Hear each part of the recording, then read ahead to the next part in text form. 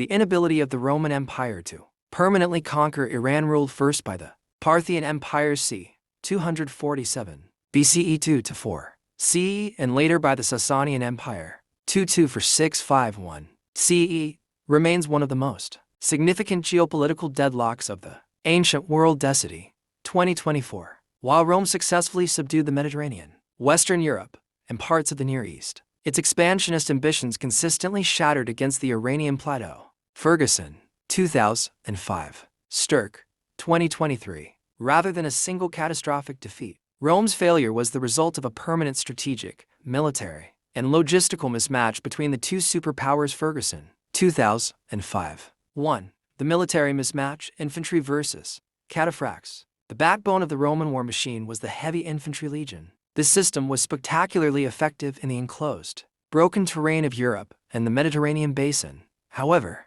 the open plains of Mesopotamia and the Iranian plateau favored a completely different style of warfare. The Iranian empires utilized a highly specialized, two-pronged cavalry system. Cataphracts, heavily armored shock cavalry, where both horse and rider were encased in iron or bronze scale armor. They could shatter legionary lines through pure kinetic force. Horse archers, highly mobile, unarmored riders who utilized the composite bow to harass and circle and whittle down slow-moving Roman infantry from a distance. The vulnerability of Roman infantry to this tactical combination was laid bare at the Battle of Carrhae, 53 BCE.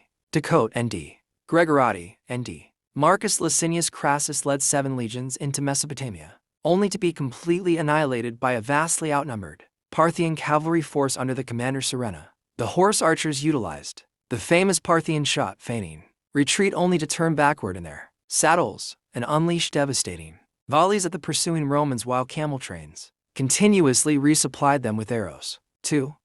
Logistical nightmares and hostile geography. Even when brilliant Roman generals like Trajan or Septimius Severus managed to bypass border defenses, defeat Iranian armies, and sack the western capital of Ctesiphon near modern Baghdad, permanent occupation proved impossible. The tyranny of distance. The heartland of Iranian power was not Mesopotamia, but the Iranian plateau, a massive, rugged, elevated fortress protected by the Zagros and Elborz mountains. To truly conquer Iran, Rome had to march thousands of miles away from its Mediterranean logistics base. Ferguson 2005. Supply lines and scorched earth. As Roman legions advanced deep into Mesopotamian deserts or Iranian mountains, their supply lines became dangerously overextended.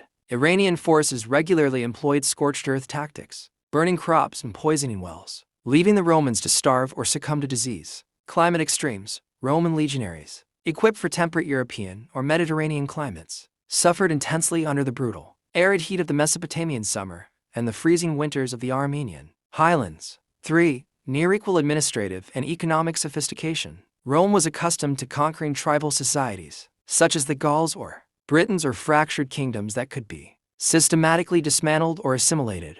Iran, however, was a highly organized, deeply rooted imperial state. Ferguson 2005. Unlike Rome's other neighbors, the Parthian and especially the Sasanian empires possessed a centralized administrative bureaucracy capable of managing vast wealth, immense economic resources derived from controlling central segments of the lucrative Silk Road trade routes between China and the West. Gregorati N.D. A highly developed concept of statehood, cultural identity, and ideological legitimacy that rivaled Rome's own imperial narrative. Ferguson 2005. Because Iran possessed its own deep well of wealth and structural stability, it could absorb massive losses, raise fresh armies, and launch counteroffensives just as quickly as Rome could. Decity 2024. Ferguson 2005. For the two-front vulnerability. Neither empire operated in a vacuum. Both Rome and Iran were constantly forced to look over their shoulders at other existential threats.